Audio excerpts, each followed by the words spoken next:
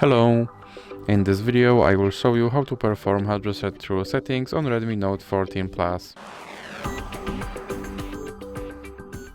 So you have to start by opening your settings application and then go to About Phone, and now you have to scroll down. Then click on Factory Reset and now click on Erase All Data. Now you have to enter your pattern and then click on Factory Reset. Now you have to wait for 10 seconds and then you will have to click Next.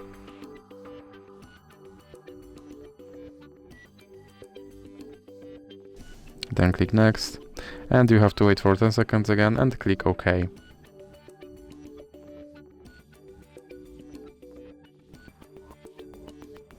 And click OK. And now you have to wait.